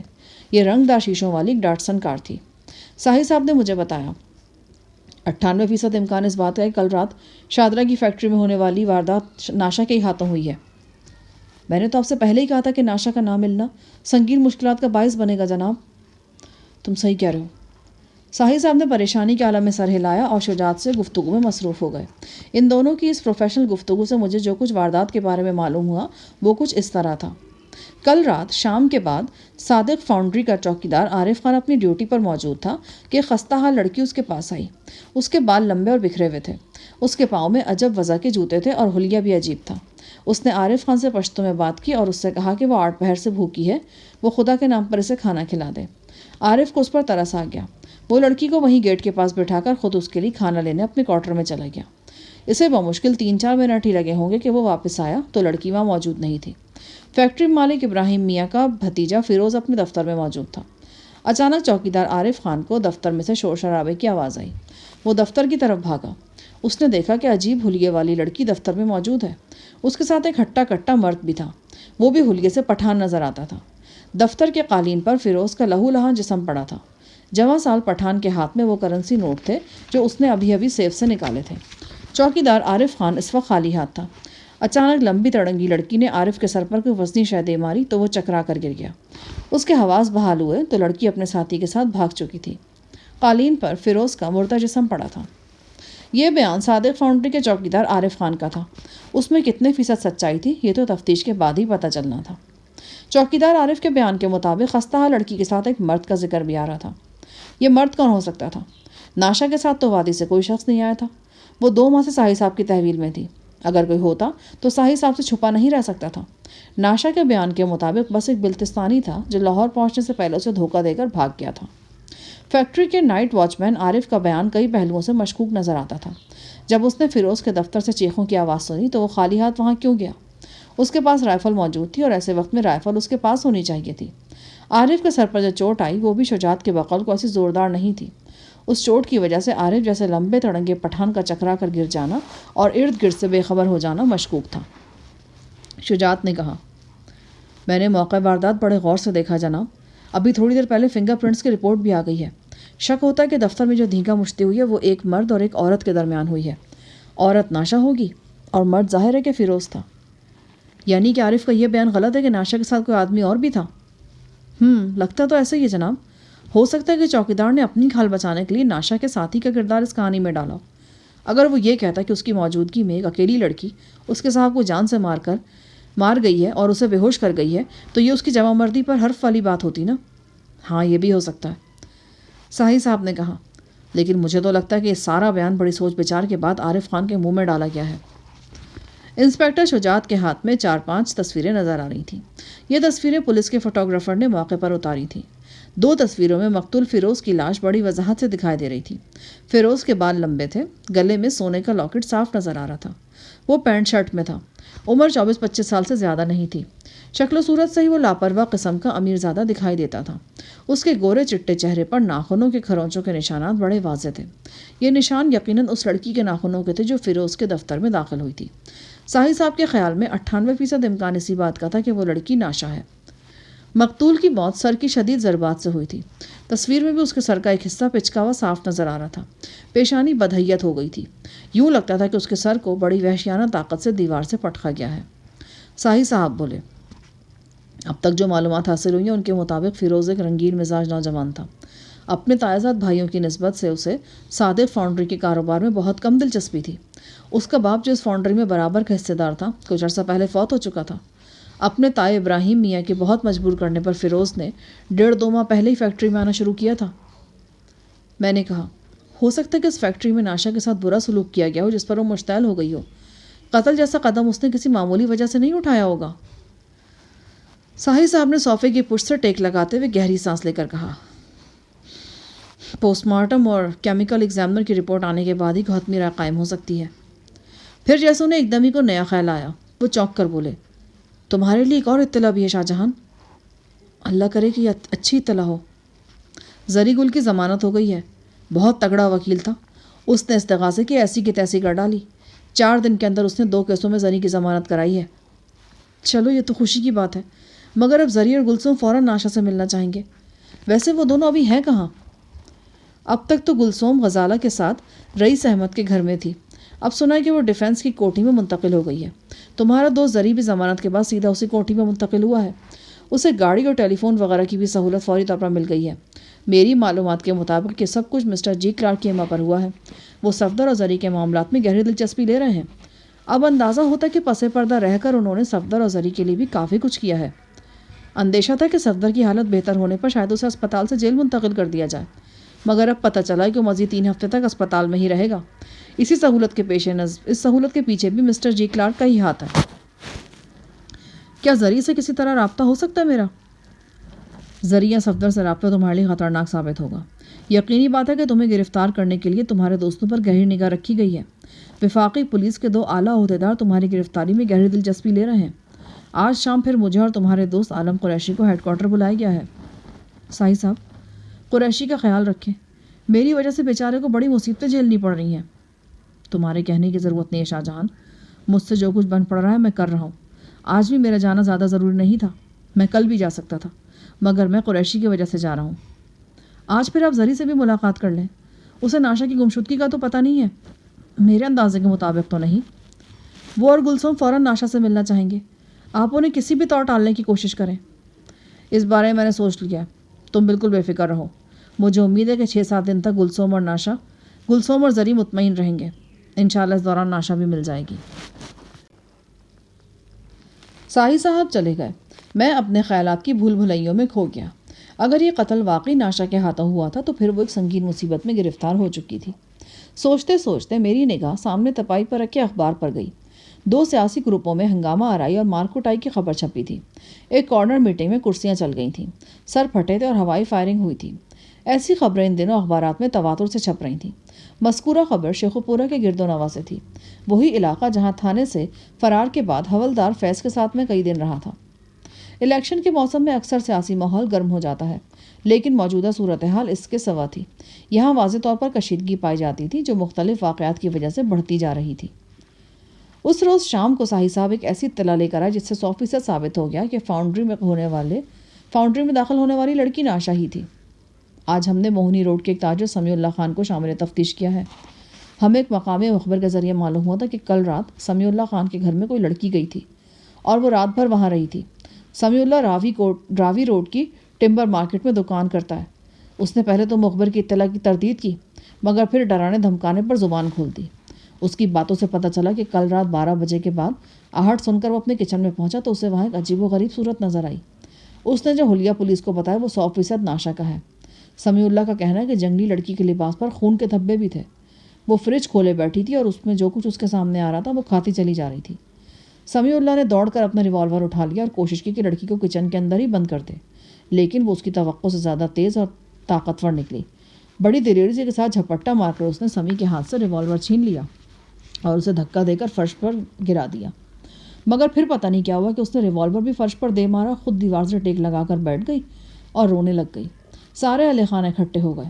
سمیع اللہ ٹل کا رہنے والا ہے اور پشتو بول لیتا ہے۔ اس نے لڑکی سے بات چیت کی۔ بہت کوشش کے بعد لڑکی نے تھوڑا بہت اپنے بارے میں بتایا۔ پتہ چلا کہ کچھ خطرناک لوگ اس کے پیچھے پڑے ہوئے ہیں، وہ اسے جان سے مار دینا چاہتے ہیں۔ وجہ یہ تھی کہ اتفاقاً لڑکی ایک جرم کی چشمدید گواہ بن گئی تھی۔ اس نے اتفاقاً ایک 4 دیواری میں چند افراد کو ایک واردات کرتے دیکھ لیا تھا۔ وہ 3-4 افراد تھے اور ایک نوجوان لڑکی کی نیم برہنہ لاش ایک بوری میں بند کر رہے تھے۔ لڑکی گھر کی سیڑھیوں کے نیچے ایک تاریک گوشے میں چھپی ہوئی سب کچھ دیکھ رہی تھی۔ اچانک ان لوگوں کی نظر لڑکی پر پڑ گئی۔ انہوں نے لڑکی کو پکڑنا چاہا تو وہ بھاگ نکلی۔ سمیع اللہ خان اور اس کے گھر والوں نے لڑکی کی کہانی سنی اور انہیں یہی اندازہ ہوا کہ لڑکی جھوٹ نہیں بول رہی۔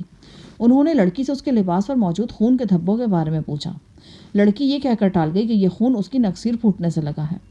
سمیع اللہ خان بھلا مانس اور کسی حد تک کم حوصلہ آدمی تھا۔ وہ کسی چکر میں نہیں پڑنا چاہتا تھا۔ اس نے رات بھر لڑکی کو پناہ دی اور سویرے اس سے درخواست کہ وہ یہاں سے چلی جائے۔ سمیع کے کہنے پر وہ منہ اندھیرے میں ہی گھر سے نکل گئی تھی۔ شجاعت بڑا ہوشیار پولیس والا تھا۔ اس نے سمیع اللہ خان کے بیان کو پوری طرح ٹھوک بجا کر دیکھ لیا تھا۔ اس کا خیال تھا کہ سمیع جھوٹ نہیں بول رہا۔ اس کی غلطی بس یہ تھی کہ اس نے لڑکی کے بارے میں پولیس کو اطلاع نہیں دی۔ میں نے شجاعت کے خیال سے اتفاق کرتے ہوئے کہا، تم ٹھیک کہتے ہو۔ سمیع اللہ نے پولیس کو بے خبر رکھ کر واقعی بڑی غلطی کی، بلکہ اسے سنگین غلطی کہنا چاہیے۔ جب ناشا سمیع خان کے گھر میں پناہ گزیر ہوئی تو اس کے لباس پر خون کے دھبے تھے۔ یقیناً کہ صادق فاؤنڈری میں ہونے والے قتل ہونے والے فیروز کا خون ہوگا۔ صاحب صاحب نے سر ہلا کر میری بات سے اتفاق کیا۔ شجاعت نے کہا، یہ سارا سلسلہ گھوم پھر کر صادق فاؤنڈری کی طرف ہی جا رہا ہے۔ ہو سکتا ہے کہ ناشا نے واقعی صادق فاؤنڈری میں کوئی واردات ہوتے دیکھی ہو، وہ وہاں سے بھاگنے لگی ہو، فاؤنڈری والوں نے اسے پکڑا ہو اور اسی طرح میں ناشا کے ہاتھوں فیروز کا قتل ہو گیا ہو۔ فیروز کو قتل کر کے وہ بھاگی اور چھپتی چھپاتی سمی کے گھر پناہ لینے پہنچ گئی ہو۔ ساحل صاحب بولے، مگر سمیع اللہ کو بیان دیتے ہوئے ناشا ہوشیاری سے فیروز کے قتل والی بات چھپا گئی ہے۔ جناب، ہو سکتا ہے کہ یہ قتل ناشا نے کیا ہی نہ ہو۔ میں نے کہا، کاش ایسا ہوا ہوتا، مگر شواہد اس کے خلاف جا رہے ہیں۔ مقتول کے چہرے پر ناخنوں کے کھروچے اور چوکیدار کا بیان کردہ حلیہ ظاہر کرتے ہیں کہ یہ قتل ناشا کے ہاتھوں ہی ہوا ہے۔ کیوں اور کیسے ہوا، اس کا فیصلہ بعد میں ہوگا۔ مگر جناب، چوکیدار کے بیان کو تو ہم پہلے ہی مشکوک قرار دے چکے ہیں۔ سارے بیان کو نہیں، اس کے کچھ حصے کو۔ لیکن جناب، جب گواہ مشکوک ہوتا ہے تو اس کا سارا بیان ہی مشکوک ہو جاتا ہے۔ مجھے معلوم ہے شاہ جہان کہ تم نے قانون کا امتحان پاس کر رکھا ہے، مگر یہ عدالت نہیں ہے، یہاں ہم آف دی ریکارڈ بات کر رہے ہیں۔ ویسے میرے دماغ میں ایک بات اور بھی آ رہی ہے جناب، کہیں ایسا تو نہیں کہ ناشا نے بوری بند لاش والا واقعہ کسی اور جگہ دیکھا ہو، جبکہ فیروز کے قتل والا واقعہ فیکٹری میں ہوا ہو؟ میں سمجھا نہیں۔ ہو سکتا ہے جناب کہ ناشا نے لاش کو بوری میں بند کیے جانے کا منظر کسی اور گھر میں دیکھا ہو، وہاں سے بھاگ کر وہ صادق فاؤنڈری میں چھپی ہو، صادق فاؤنڈری میں اس کے ہاتھوں فیروز نامی نوجوان قتل ہو گیا ہو۔ ساحل صاحب نے تعریفی نظروں سے مجھے دیکھا۔ یہ بات ابھی کچھ دیر پہلے میرے ذہن میں بھی آئی تھی، بلکہ میرے خیال میں تو یہ بھی ممکن ہے کہ بوری بند لاش والی واردات ناشا نے ایک دن پہلے دیکھی ہو، فیروز کے قتل والا چکر اگلے روز چلا ہو۔ ساحل صاحب، میں آپ کو مشورہ دینے کا اہل تو ہرگز نہیں ہوں، لیکن جو بات ذہن میں آ رہی ہے وہ یہی ہے کہ صادق فاؤنڈری کے چوکیدار سے کچھ اگلوایا جائے۔ بھئی، ہم کوشش تو کر رہے تھے، لیکن یہاں ایک مسئلہ بھی پیدا ہو گیا۔ فاؤنڈری والوں کے ہاتھ لمبے ہیں اور پہنچ بھی کافی اوپر تک ہے۔ شاید انہیں خدشہ تھا کہ ہم چوکیدار کو گرفتار کر لیں گے۔ انہوں نے اس کی قبل از ضمانت گرفتاری کروا لی ہے۔ انہوں نے اس کی ضمانت قبل از گرفتاری کرائی ہے، اور ویسے بھی ہر طرح سے اس پر اعتماد کا اظہار کر رہے ہیں وہ لوگ۔ تو پھر ان لوگوں میں سے کسی کو پکڑ لیں۔ یہ بات تو صاف ظاہر ہے کہ فاؤنڈری کا مالک ابراہیم اور اس کے بیٹے بہت کچھ چھپا رہے ہیں۔ ان کی گرفتاری تو بہت دور کی بات ہے، فی الحال ان میں سے کسی کو تھانے بلانا بھی آسان نہیں ہے۔ ظاہر ہے کہ ان کا بندہ مرا ہے، ان کی حیثیت مظلوموں والی ہے۔ پرسوں لڑکے کے جنازے میں شہر کے کئی بھاری بھرکم لوگ آئے ہوئے تھے، ایک دو وزیروں نے بھی جنازے میں شرکت کی ہے۔ 4-5 دن میں معاملہ ذرا ٹھنڈا ہوگا، پھر کسی نوکر چاکر پر ہاتھ ڈالیں گے۔ شجاعت ایک گشتی پارٹی کے ساتھ ناشا کی تلاش میں روانہ ہو رہا تھا۔ ساحل صاحب بھی تھکے تھے، آرام کے لیے گھر جانا چاہ رہے تھے۔ ان دونوں کے جانے کے بعد میں بھی بیٹھا رہا اور سگریٹ پھونکتا رہا۔ وادی موت کی شعلہ جوالا لڑکی ناشا لاہور میں موجود تھی اور اس کے ہاتھوں ایک قتل ہو چکا تھا۔ اچانک میری نگاہ آج کے باسی اخبار پر پڑی اور ایک اعلان دیکھ کر میں چونک گیا۔ یہ صادق فاؤنڈری کے روح روا ابراہیم میاں کے بھتیجے اور مرحوم نذیر میاں کے بیٹے فیروز نذیر کی رسم قل کا اعلان تھا۔ وہ ایڈریس بھی لکھا تھا جہاں آج یہ رسم ادا ہونا تھی، بلکہ اب تک ہو چکی تھی۔ یہ مسلم ٹاؤن کا ہی ایڈریس تھا۔ کوٹھی کے نمبر اور بلاک سے ظاہر ہوتا تھا کہ یہاں سے زیادہ دور نہیں ہے۔ بیٹھے بٹھائے میرے ذہن میں خیال آیا۔ میں نے اٹھ کر اپنے بالوں میں انگلیاں پھیری، آئینے میں اپنی صورت دیکھی۔ میں ابھی تک اسی ریڈی میڈ میک اپ میں تھا جس میں اسلام آباد گیا تھا۔ اس سفر کے دوران سوائے کرسٹی اور مسٹر کلارک کے مجھے کوئی شناخت نہیں کر سکا تھا۔ واپسی پر اسی رہائش گاہ میں ناشا سے میری ملاقات ہوئی تھی۔ شروع میں وہ بھی مجھے پہچاننے میں قطعی ناکام رہی تھی۔ اس کا مطلب یہ تھا کہ اگر اس میک اپ پر بھروسہ کیا جا سکتا ہے، اور اگر اس میں تھوڑا سا اضافہ مزید کر لیا جائے، مثلاً بالوں کا اسٹائل بدل لیا جائے، اینک وغیرہ پہن لی جائے، تو بآسانی دھوکہ دیا جا سکتا ہے۔ پتہ نہیں کیوں میرا دل چاہ رہا تھا کہ میں اس کوٹھی سے نکلوں اور ناشا کی تلاش میں خود بھی ہاتھ پیر ہلاؤں۔ میں نے اپنے اس ارادے پر عمل کرنے میں زیادہ دیر نہیں لگائی اور آدھا پون گھنٹے میں باہر جانے کے لیے تیار ہو گیا۔ میرے چہرے پر نظر کی رنگدار شیشوں والے اینک کا اضافہ ہو چکا تھا۔ اس کے علاوہ سر پر ایک ٹوپی بھی آ گئی تھی۔ لباس پتلون اور جیکٹ پر مشتمل تھا۔ طائرانہ نگاہ سے دیکھا جاتا تو میں کھچڑی بالوں والا درمیانی عمر کا پڑھا لکھا شخص نظر آتا تھا۔ بھرا ہوا ریوالور میں نے جیکٹ کی جیب میں رکھ لیا۔ میں کوٹھی کے گیٹ پر پہنچا تو سندھی چوکیدار نے مجھے روک لیا۔ سائیں، آپ باہر نہ جائیں، میں پہلے ہی مالک سے بہت شرمندہ ہوں۔ کیا شرمندگی ہے؟ وہ چھوکری جو غائب ہو گئی ہے۔ میں قسم کھاتا ہوں سائیں کہ میں نے اپنی طرف سے کوئی کوتاہی نہیں کی۔ بھائی، وہ تو چھوکری تھی، میرے جانے سے تمہیں کیا خطرہ ہے؟ مجھے لگتا ہے کہ آپ کے جانے سے بھی مالک ناراض ہوگا۔ ایسی کوئی بات نہیں ہے، میں اس کی ذمہ داری لیتا ہوں۔ چوکیدار کو سمجھا بجھا کر میں کوٹھی سے نکل آیا۔ ٹھیک ہے بابا، جاؤ آپ۔ رات ٹھنڈی تھی۔ مسلم ٹاؤن کا علاقہ زیادہ گنجان نہیں تھا۔ سر شام ہی سڑکیں خالی نظر آنے لگتی تھیں۔ نہر کی طرف سے بڑی سرد ہوا چل رہی تھی۔ قریباً 1 کلومیٹر پیدل چلنے کے بعد میں اس کوٹھی کے سامنے پہنچا جہاں آج سے پہر رسم قل ادا ہوئی تھی۔ اب 9 بج رہے تھے، تاہم کوٹھی کے سامنے گاڑیوں کی طویل قطار اب بھی موجود تھی۔ کچھ لوگ باہر نکل کر گاڑیوں میں سوار ہو رہے تھے۔ یقیناً یہ لوگ ابراہیم فیملی کے قریبی عزیز رہے ہوں گے۔ یہ ایک نوجوان کی رسم قل تھی، اس کے باوجود کئی خواتین رنگدار کپڑے پہنے ہوئے تھیں۔ شاید کچھ نے ہلکا پھلکا میک اپ بھی کر رکھا ہو۔ وسیع کوٹھی کے مین گیٹ کے اندر 2 مسلح گارڈز موجود تھے۔ کوٹھی کے عین سامنے درختوں میں گھری ہوئی ایک گراؤنڈ تھا۔ میں نیم تاریک گراؤنڈ میں چلا گیا اور ایک پتھریلے بینچ پر بیٹھ گیا۔ اکا دکا اور افراد بھی گراؤنڈ میں موجود تھے۔ اچانک میری نگاہ ایک جوان سال شخص پر پڑی اور میرے دل نے گواہی دی کہ ہو نہ ہو یہ ابراہیم میاں کا بیٹا ہے۔ وہ گورا چٹا باروب نوجوان تھا۔ اس نے شلوار قمیض اور واسکٹ پہن رکھی تھی۔ فربا جسم کے سبب وہ جھوم جھوم کر چل رہا تھا۔ ایک سیاہ مرسیڈیز کا دروازہ کھولنے کے لیے وہ واسکٹ کی جیب میں چابی ٹٹولنے لگا۔ یہی وقت تھا جب میں نے براہ راست اقدام کا فیصلہ کیا۔ میں اپنی جگہ سے اٹھ کر سڑک کی طرف بڑھا۔ جب اس شخص نے تالے میں چابی گھما کر دروازہ کھول لیا تو میں اس کے پیچھے پہنچ گیا تھا۔ کھلے گیٹ میں سے ہاتھ ڈال کر میں نے بڑی صفائی سے پچھلے دروازے کو اندر سے ان لاک کر دیا۔ جس وقت وہ شخص گاڑی کھول کر اندر دروازہ کھول کر بیٹھ رہا تھا، میں نے عقبی دروازہ کھولا اور اس کے پیچھے بیٹھ گیا۔ وہ چونکا اور مڑ کر میری طرف دیکھا۔ میں نے ریوالور کی نال اس کے چہرے سے لگا دی۔ خبردار، آواز نکالی تو گولی چلا دوں گا۔ اس شخص کا منہ کھلے کا کھلا رہ گیا۔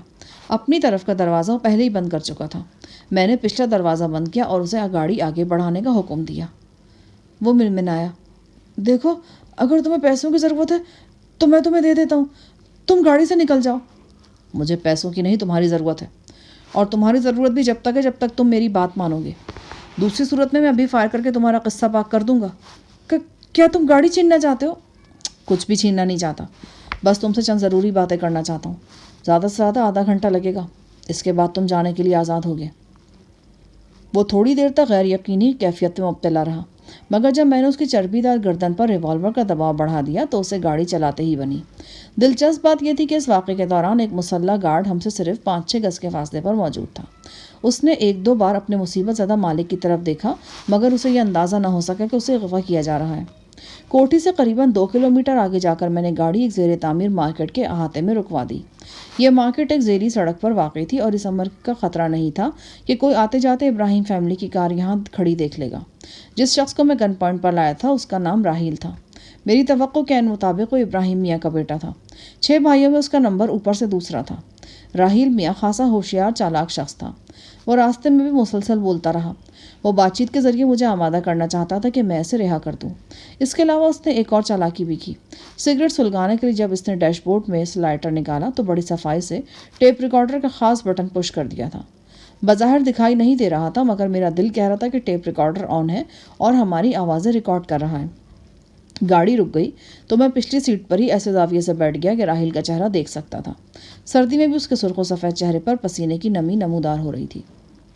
میں نے تمہیں آدھا پون گھنٹے میں آزاد کرنے کا وعدہ کیا ہے، لیکن یہ وعدہ اسی صورت میں پورا ہو سکتا ہے کہ تم سب کچھ صاف صاف اگل دو۔ کس بارے میں؟ فیروز کے قتل کے بارے میں۔ سارا واقعہ بغیر کسی ہیر پھیر کے بیان کر دو۔ میں ابھی تمہاری گاڑی سے نکل کر چلا جاؤں گا۔ ہم نے پولیس سے کچھ نہیں چھپایا، وہ عیار لہجے میں بولا۔ اس سے پہلے کہ وہ مزید کچھ کہتا، میں نے ریوالور کی نال اس کی گردن میں دھنسا دی۔ مجھے جھوٹ نہیں، صرف سچ چاہیے، صرف سچ۔ دیکھو چاچا، تم خود کو بہت بڑی مصیبت میں ڈال رہے ہو، یہ ریوالور ہٹا لو مجھ سے۔ اس نے کھچڑی بال دے کر مجھے چاچے کا خطاب دیا۔ میں ریوالور پیچھے ہٹا لیتا ہوں بھتیجا جی، بلکہ کہتے ہو تو جیب میں ہی ڈالے لیتا ہوں۔ ابھی اتنی طاقت ہے مجھ میں کہ تم جیسے جوانوں کے ساتھ خالی ہاتھ نمٹ لوں۔ اچھے وقتوں کی خوراکیں کھائی ہوئی ہیں۔ اچانک فربا اندام راہیل نے مہم جوئی کا فیصلہ کیا۔ اس نے سوچا بے خبری میں چاچے کے ریوالور والے ہاتھ پر جھپٹا مارے اور گتھم گتھا ہو جائے۔